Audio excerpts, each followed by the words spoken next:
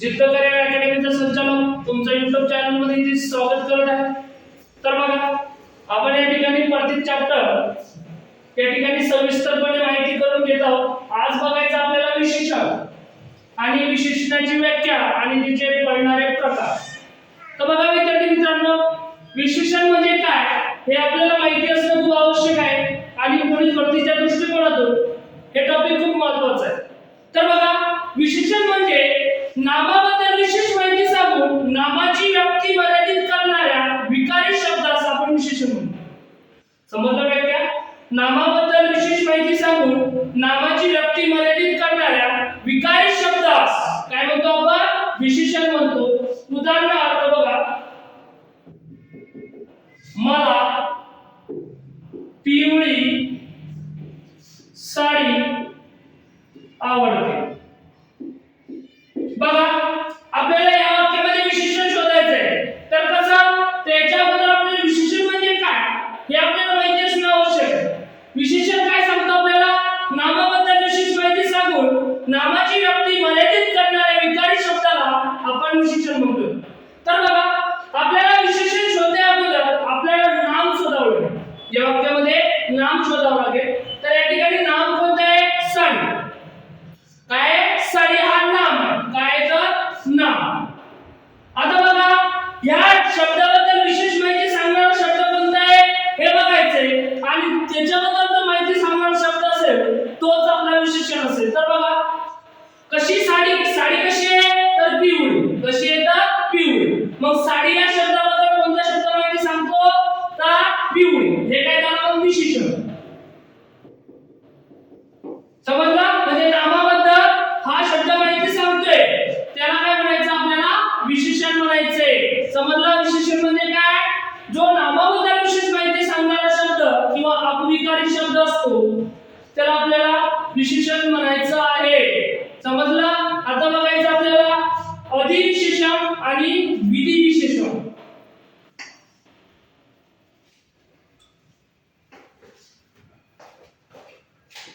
एक बघायचं अधिविशेषण आणि दुसरं बघायचं विधिविशेषण। आता बघा अधिविशेषण म्हणजे काय आणि विधिविशेषण म्हणजे काय हे झाल्यानंतर आपण लगेच त्याचे प्रकार बघणार आहोत। विशेषणामध्ये कोणकोणते प्रकार पडतात हे सुद्धा आपण बघणार आहोत। अधिविशेषण म्हणजे नामाच्या अगोदर जर विशेषण येत असेल तर त्याला अधिविशेषण म्हणतात। बघा नामाच्या अगोदर जर विशेषण येत असेल तर त्याला अधिविशेषण म्हणायचे आणि नामाच्या अगोदर जर नामाच्या नंतर जर विशेषण येत असेल त्याला विधिविशेषण या ठिकाणी असं म्हणायचं आहे। तर बघा मला पिवळी साडी आवडते। जस्ट आपण उदाहरण घेतलं होतं, मला पिवळी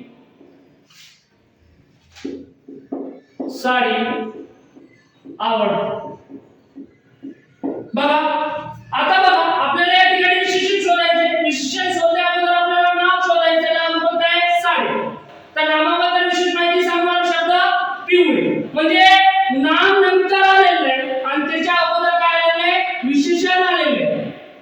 तर हे वाक्य अधिविशेषणाचं आहे। कशाचं आहे? अधिविशेषण। जर विशेषण जर नामाच्या अगोदर आला असेल किंवा विशेषणानंतर जर नाम आला असेल तर त्याला अधिविशेषण असे म्हणायचं आहे। उंच मुलगा पळत आहे। उंच मुलगा पळत आहे। बघा हे वाक्य अधिविशेषणाचे आहे की विधिविशेषणाचे आहे बघायचं। आपल्याला पहिले विशेषण शोधावं लागेल। विशेषण शोधण्याच्या नंतर आपल्याला हे बघायचंय की ते अधिविशेषण आहे की विधिविशेषण आहे। त्याच्यामध्ये नाम हा मुलगा आहे। मुलगा काय आहे? नाम आहे आणि नामाबद्दल माहिती सांगणार मुलगा कसा आहे तर उंच आहे। हे काय? विशेषण। म्हणजे नामा अगोदर विशेषण आलेले हे वाक्य कशाचं आहे? अधिविशेषणाचं आहे। कशाचं आहे तर अधिविशेषणाचं आहे। असे उदाहरण जर आले असेल किंवा नामाच्या अगोदर जर विशेषण आलं असेल तर त्याला काय म्हणायचं? अधिविशेषण। काय म्हणायचं त्याला? अधिविशेषण आहे। बघा आपण दुसरं बघणार आहोत विधिविशेषण। आपण बघणार आहोत विधी विशेषण. तो कोल्हा धूर्त आहे. तो कोल्हा धूर्त आहे. बघा आता बघा नाम कोणतं आहे? कोल्हा. हे काय नाम? कोल्हा कसं आहे? धूर्त. तर हे विशेषण. आता बघा नामाच्या नंतर या वाक्यामध्ये विशेषण आले. काय आलेले? विशेषण म्हणजे नामाच्या नंतर आलेले. जर नामाच्या अगोदर आला असेल तर त्याला आपण आधी विशेषण म्हणू. पण या वाक्यामध्ये नामाच्या नंतर विशेषण आलेले तर त्या वाक्याला आपण विधी विशेषण असे म्हणायचं आहे. बघा मुलगा हुशार आहे. मुलगा हुशार आहे. बघा या ठिकाणी मुलगा हा नाम आहे. मुलगा कसा आहे? हुशार. म्हणजे नामाबद्दल माहिती सांगणारा शब्द विशेषण. बघा या वाक्यामध्ये नामानंतर विशेषण आलेले तसं वाक्याला आपण विधी विशेषण असे या ठिकाणी म्हणू. बघा समजलं तुम्हाला? अधिविशेषण म्हणजे नामाच्या अगोदर जर विशेषण आलं असेल तर त्याला अधिविशेषण म्हणायचे. नामाच्या नंतर जर विशेषण आलं असेल तर त्याला विधी विशेषण या ठिकाणी म्हणायचं आहे. आता बघायचं आपल्याला विशेषणाचे प्रकार. आता बघायचं आहे तर विशेषणाचे प्रकार बघायचे आपल्याला. बघा बघू या ठिकाणी विशेषणाचे प्रकार कोणकोणते हे बघणार आहोत आपण. तर बघा विशेषणाचे मुख्य 3 प्रकार पडतात विद्यार्थी मित्रांनो. किती प्रकार पडतात? 3. तर बघा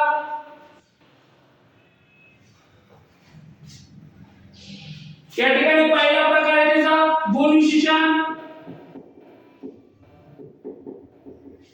त्याच्यानंतर दुसरा प्रकार आहे त्याचा संख्यावाचक विशेषण. आणि तिसरा प्रकार आहे त्याचा सार्वनामिक विशेषण.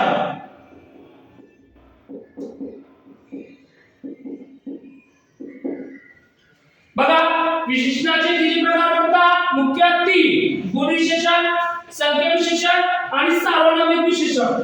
आता बघा संख्यावाचक विशेषणाचे अजून प्रकार पडतात. संख्यावाचक विशेषणाचे अजून प्रकार पडतात तर ते कोणते बघू.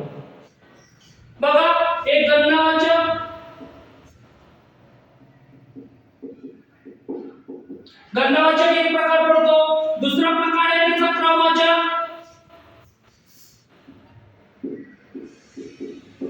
कोणता प्रकार पडतो? क्रमवाचक. त्याच्यानंतर अनिश्चित.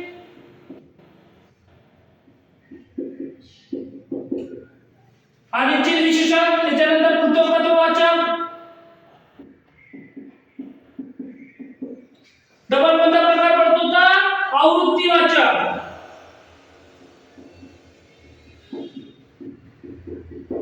बघा विशेषणाचे 3 प्रकार पडतात. गुण विशेषण, संख्यावाचक विशेषण आणि सार्वनामिक विशेषण. संख्यावाचक विशेषणाचे किती प्रकार पडतात? 5. गणनावाचक, क्रमवाचक, अनिश्चित, पृथक्त्ववाचक आणि आवृत्तीवाचक. आता गणनावाचकचे अजून 3 प्रकार पडतात. कोणकोणते प्रकार पडतात? 3.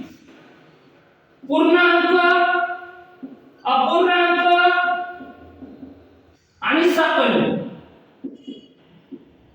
या ठिकाणी एवढे प्रकार आपल्याला विशेषणामध्ये बघायचं आहे. त्याच्यानंतर आपल्याला विशेषणाचे अजून प्रकार पडतात. सिद्ध आणि साधी. छोट्या अक्षरामध्ये लिहिणार आहोत. आपल्याला या ठिकाणी जागा कमी पडणार आहे. बघा सिद्ध आणि साधी. बघा सिद्ध आणि साधी. सिद्ध म्हणजे ते कोणापासून साधले गेलेलं नाही. आणि सिद्ध म्हणजे साधितामध्ये अजून प्रकार पडतात. नाम साधी, त्याच्यानंतर धातू साधी, त्याच्यानंतर विशेषण साधी, त्याच्यानंतर अव्यय साधी. असे प्रकार याच्यामध्ये आपण बघणार आहोत. बघा त्याच्यानंतर एक प्रकार आहे सार्वनामिक साधी.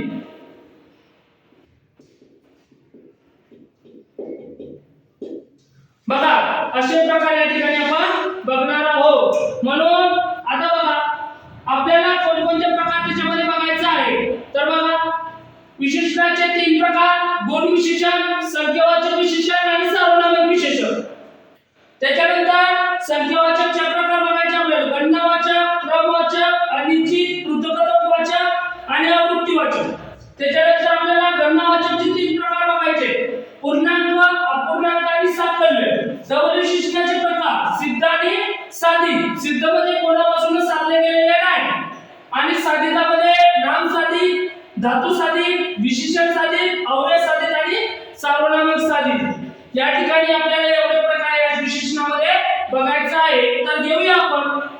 प्रथम प्रकार आपण गुण विशेषण या ठिकाणी घेणार आहोत. कोणतं घेणार आहोत तर गुण विशेषण हा प्रकार घेणार आहोत. तर बघा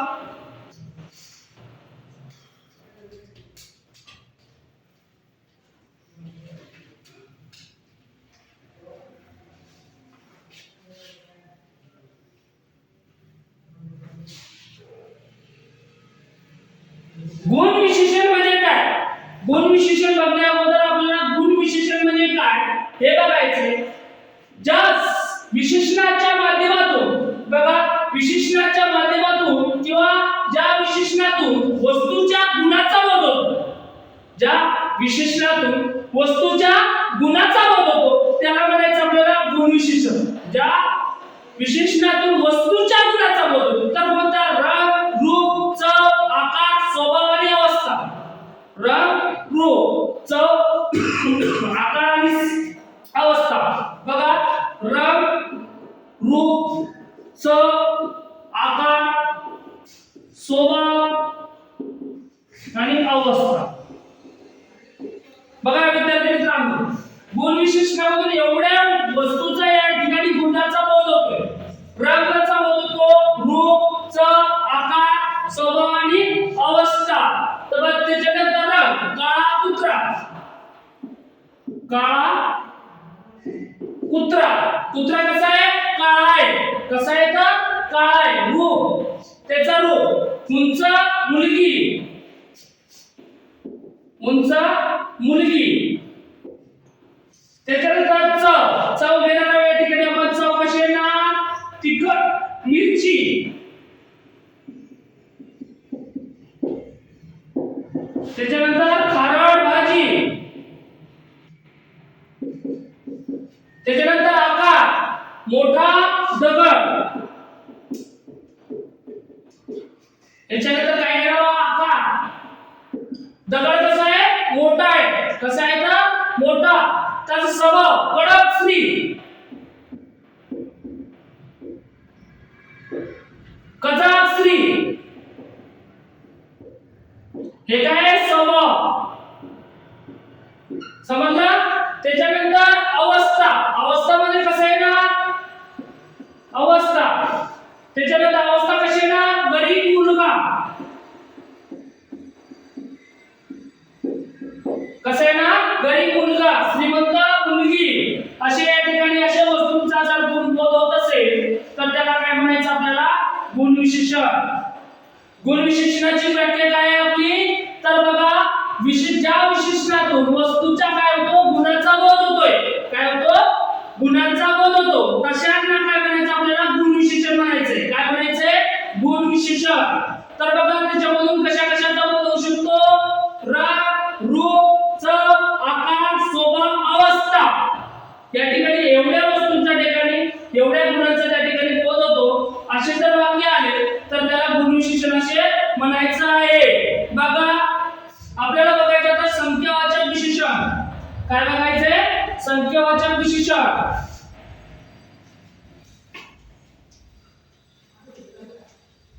बघा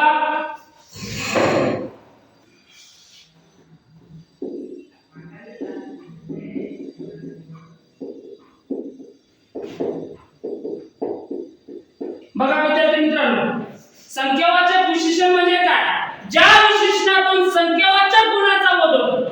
ज्या विशेषणातून संख्यावाचक गुणाचा बोध होतो तेव्हा त्या संख्यावाचक विशेषण असे म्हणतात. त्याच्यामधून फक्त संख्यावाचक गुणाचा बोध होतोय. समजलं? याची व्याख्या लक्षात ठेवायची. आता बघायचं याचा प्रकार, याचे उपप्रकार बघायचे. संख्यावाचकची विशेषणाची व्याख्या काय समजली तुम्हाला? की ज्या विशेषणातून संख्यावाचक गुणाचा बोध होतो त्याला म्हणायचा संख्यावाचक. आता बघायचं त्याचे उपप्रकार. पहिला प्रकार बघायचा गणनावाचक.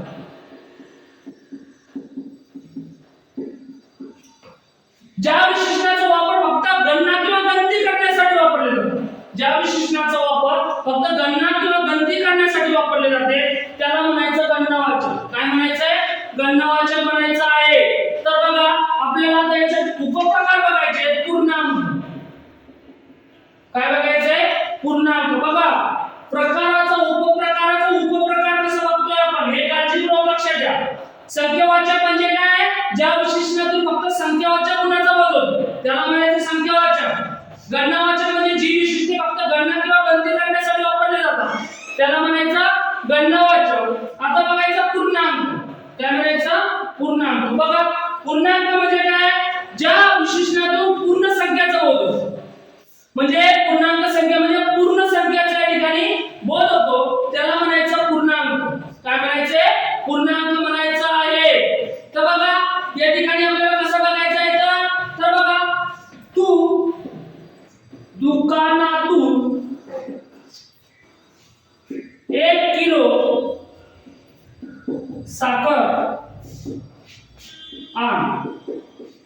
बघा काय या ठिकाणी तू दुकानातून 1 किलो साखर आणा. बघा 1 किलो म्हणजे पूर्ण संख्याचा बोध झाला. काय झालंय? पूर्ण संख्येच्या ठिकाणी बोध झालेला आहे. राजाने सेवकाला सहस्त्र मोहरा दिला. राजाने सेवकाला सहस्त्र मोहरा दिला. सहस्त्र म्हणजे 100. समजला? बघा या ठिकाणी काय आहे? 100. याचा अर्थ काय होतो? 100 म्हणजे पूर्ण संख्यांचा या ठिकाणी बोध झालेला आहे. तर अशा वाक्यांना आपल्याला पूर्णांक बनायचं. काय बनायचंय? पूर्णांक बनायचं. समजलं तुम्हाला? पूर्णांक कोणाला बनायचंय? आता दुसरा प्रकार उपप्रकार बघायचा आहे त्याचा अपूर्णांक. ज्या ठिकाणी फक्त अपूर्ण संख्याचा बोध होतो. काय होतो? अपूर्ण संख्याचा बोध होतो. पूर्णांकामध्ये पूर्ण संख्याचा बोध होतो आणि अपूर्णांकामध्ये अपूर्ण संख्याच्या ठिकाणी आपल्याला काय होतो? बोध होतो. तर त्याला बघायचं अपूर्णांक म्हणजे बाबाने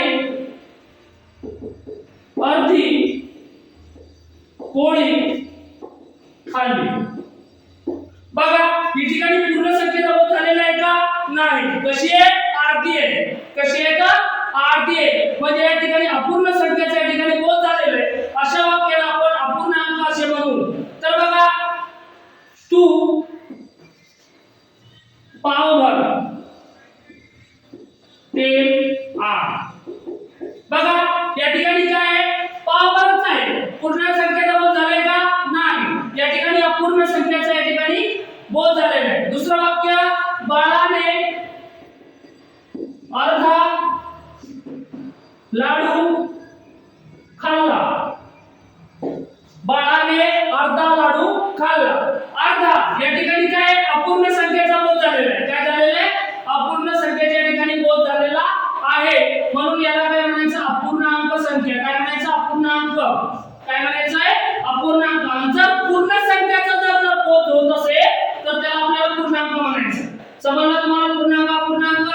आता बघायचं आहे तिचं साकल्यवाचक. आता बघा साकल्यवाचकामध्ये बघायचं पूर्णांकामध्ये पूर्ण संख्येचा बोध होतो, अपूर्णांकामध्ये अपूर्ण संख्येचा बोध होतो आणि साकल्यवाचक विशेषणामध्ये जेवढ्या ठिकाणी उपस्थित वस्तू सर्वांच्या सर्व बोध होतो म्हणजे मागे काहीच उरत नाही असा जर बोध होत असेल तर त्याला म्हणायचं साकल्यवाचक. तर बघा त्याचे उदाहरण घेणार आहोत आपण. बघा या ठिकाणी साकल्यवाचक म्हणजे काय? पाची पांडव वनवासात गेले. पाची पांडव वनवासात गेले. आता पाची पांडव गेल्यानंतर मागे उरले का? नाही. पाची पांडव होते ते सर्वचे सर्व कुठे गेले? वनवासात गेले. कुठे गेले? वनवासात गेले. म्हणजे मागे कोणी उरलं नाही. असं जर बोध होत असेल तर त्याला साकल्यवाचक म्हणायचं. काय म्हणायचं? साकल्यवाचक. काय म्हणायचं त्याला? साकल्यवाचक. दुसरं उदाहरण भारताचे जवान तिन्ही ऋतू सीमेचे रक्षण करतात. बघा भारताचे जवान तिन्ही ऋतू काय करतात? सीमेचे रक्षण करतात. म्हणजे उन्हाळा पावसाळा हिवाळा. मागे ऋतू उरलाय का? नाही. जेवढे ऋतू होते तेवढेच्या तेवढे सगळ्याच्या ठिकाणी काय झालेलं आहे? बोध झालेला आहे. तेव्हा अशा वाक्यांना आपण साकल्यवाचक विशेषण म्हणू. समजला? बघा विद्यार्थी मित्रांनो पूर्णांक म्हणजे पूर्ण संख्येच्या ठिकाणी बोध झालेला आहे. त्याच्यानंतर अपूर्णांक म्हणजे अपूर्णांक संख्येच्या ठिकाणी बोध झालेला आहे आणि साकल्यवाचक म्हणजे उपस्थित जेवढ्या वस्तू आहेत तेवढ्याच्या तेवढ्या सगळ्यांच्या या ठिकाणी बोध झालेला आहे. म्हणून त्यांना साकल्यवाचक विशेषण सुद्धा म्हणायचं आहे. समजलं तुम्हाला? आपण बघा संख्यावाचक विशेषणाचे उपप्रकार बघतोय. गणनावाचकचे 3 उपप्रकार बघितले. पूर्णांक, अपूर्णांक आणि साकल्यवाचक. आता बघायचं आपल्याला क्रमवाचक. काय बघायचं आहे? तर क्रमवाचक बघायचं आहे. तर बघा क्रमवाचक म्हणजे काय?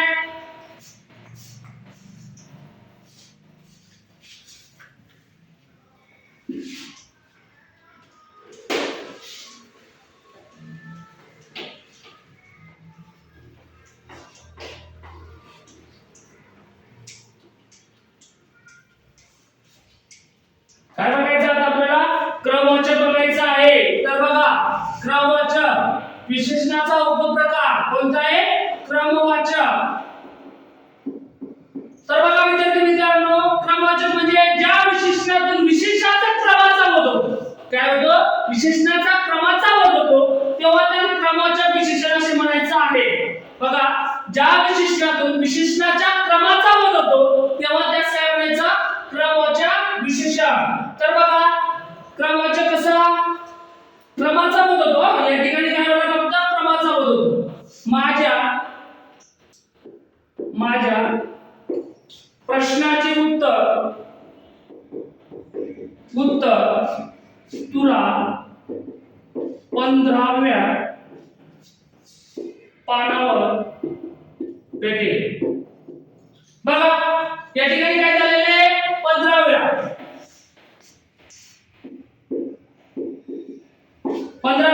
बघा, या ठिकाणी काय झालेलं आहे? क्रमाचा बोध झालाय. माझ्या प्रश्नाचे उत्तर तुला कितव्या क्रमावर भेटेल? 15व्या पानावर. बघा, या ठिकाणी फक्त काय झालेलं आहे? क्रमाचा बोध झालेला आहे. काय झालेलं आहे? क्रमाचा बोध झालेला आहे. दुसरं उदाहरण घेऊ. ताईचा आज 21वा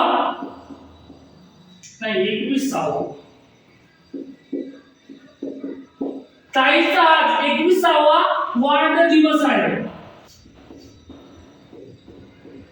कितवा आहे रे? 21वा.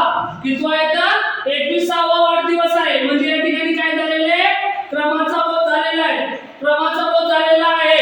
बघा, या ठिकाणी काय झालेलं आहे? तर बघा, क्रमाचा बोध झालेला आहे. काय झालेलं आहे? क्रमाचा बोध झालेला आहे. अशा क्रमाचा जर बोध होत असेल किंवा विशेषणातून क्रमाचा बोध झालेला असेल तर त्याला काय म्हणायचं? आपल्याला क्रमवाचक विशेषण म्हणायचं आहे. बघा, आता तुम्हाला डबल एक उदाहरण घेऊया आपण या ठिकाणी. दुसरा कोणता? बघा, तेजूचा आज परीक्षेत प्रथम क्रमांक आला आहे. बघा, या ठिकाणी काय झालेलं आहे? प्रथम क्रमांक आलेले म्हणजे क्रमचा बोध झालेला आहे. काय झालेलं आहे? क्रमांकाचा बोध झालेला आहे. ठिकाणी बघा, या ठिकाणी 15व्या नंबरवर माझ्या पाण्याचे उत्तर भेटेल म्हणजे काय झालंय? क्रमाचा बोध झालाय. या ठिकाणी क्रमाचा बोध झालेला आहे. समजला? ज्या विशेषणातून क्रमाचा बोध झालेला असेल तर त्याला काय म्हणायचं? आपल्याला क्रमवाचक विशेषण म्हणायचं आहे. बघा विद्यार्थी मित्रांनो, आपल्याला या ठिकाणी विशेषणामध्ये किंवा कोणताही टॉपिक असो त्याची व्याख्या जर पाठ असेल तर आपण इझी प्रकारे त्याचं उत्तर शोधू शकतो.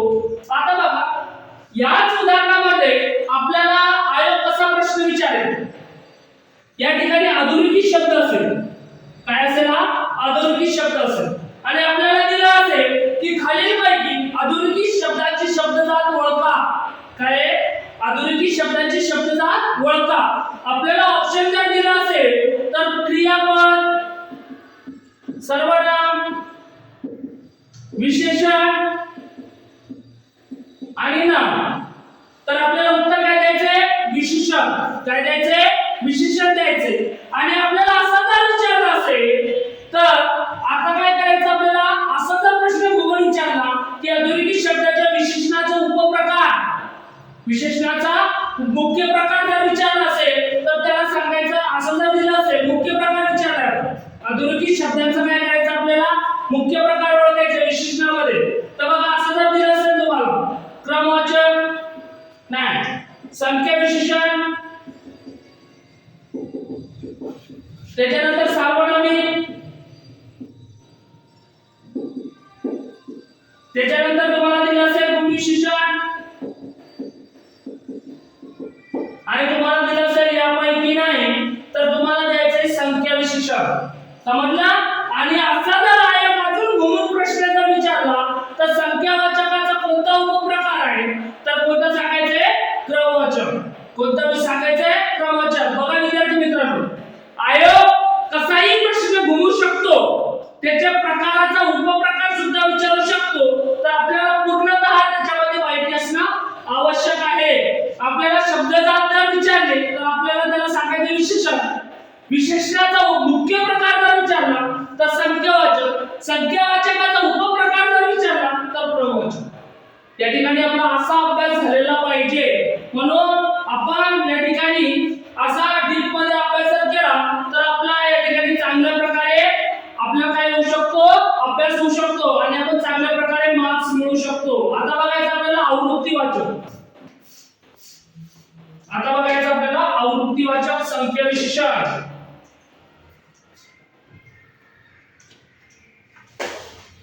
बघा विद्यार्थी मित्रांनो, आपल्याला बघायचं आवृत्ती वाचक मध्ये काय सांगतो, काय बघायचंय आवृत्ती वाचक. बघा आवृत्ती वाचक म्हणजे काय, बघा ज्या विशेषणातून संख्यांची किती वेळा आवृत्ती झाली याचा दाखवत होत असेल तर त्याला आवृत्ती वाचक म्हणायचं. संख्यांची किती वेळा आवृत्ती झाली याचा आवृत्ती म्हणजे दुप्पट, दसपट, दहापदरी, सहापदरी असा जर संख्यांची आवृत्ती जर झाली असेल किंवा विशेषणाचा आवृत्त जर झाला असेल तर त्याला आवृत्ती वाचक संख्या विशेषण असं म्हणायचं आहे. तर उदाहरणार्थ बघा, सायना नेहवाल आज दुहेरी सामना खेळणार आहे. सायना नेहवाल आज दुहेरी सामना खेळणार आहे म्हणजे या ठिकाणी काय झालेले आहे, आवृत्ती झालेली आहे. संख्याची काय झालेली आहे, आवृत्ती झालेली आहे. बघा दुसरं उदाहरण जर द्यायचं झालं तर मुंबई, नाशिक ते मुंबई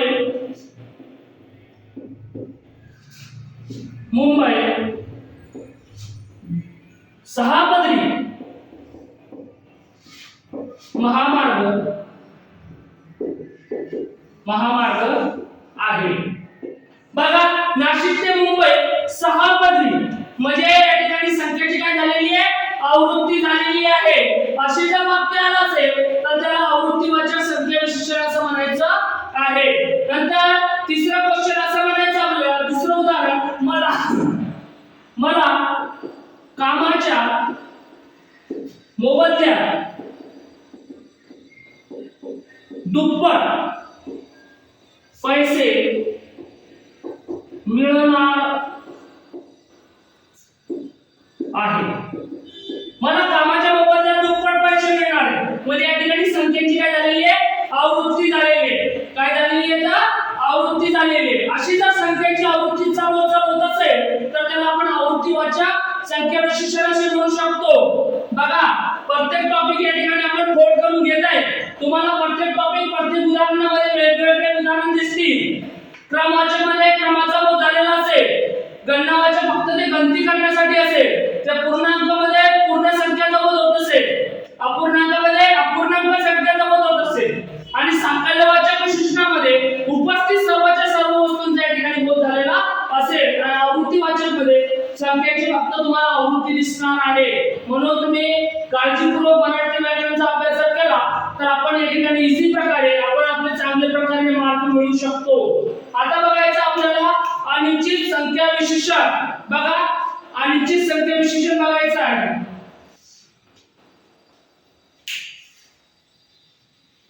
काय बघायचं आपल्याला, अनिश्चित संख्या विशेषण. तर बघा विद्यार्थी मित्रांनो,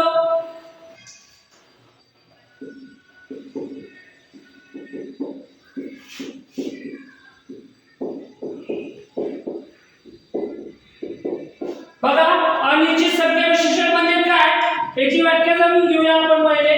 निश्चित अशा संख्याचा बोध होत नसून, निश्चित अशा संख्याचा बोध होत नसून पण काहीतरी संख्या आहे असा जर बोध होत असेल तर त्याला अनिश्चित संख्या विशेषण असे म्हणायचं आहे. बघा उदाहरणामध्ये निश्चित संख्याचा जर बोध होत नाही पण काहीतरी संख्या आहे असा बोध होत असेल तर त्याला म्हणायचं अनिश्चित संख्या विशेषण. बघा टेबलावर बरेच पुस्तक आहे, टेबलावर बरेच पुस्तक आहे. बघा इथे काहीतरी संख्या असेल पण निश्चित संख्या आपल्याला माहिती नाही. बघा काहीतरी 10, 15, 20, 25 अशी संख्या असेल पण या ठिकाणी या वाक्यामध्ये आपल्याला या संख्याचा बोध झालेला नाही. म्हणून अशा वाक्याला काय म्हणायचं आपल्याला, अनिश्चित संख्या विशेषण. दुसरं उदाहरण जर द्यायचं झालं तर बघा, त्याने काही भांडी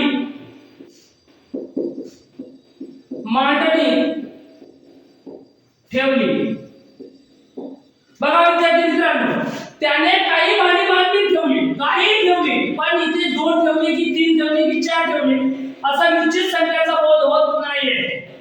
म्हणून त्याला आपल्याला अनिश्चित संख्या विशेषण असं म्हणायचं आहे. आता बघा दुसरं उदाहरण जर घ्यायचं झालं तर काही मुले पोलीस होऊ शकतात. बघा या ठिकाणी काही मुलेच पोलीस होऊ शकतात. आपल्याला संख्या दिलेली आहे का? नाही. आपल्याला निश्चित संख्येचा बोध होत आहे का?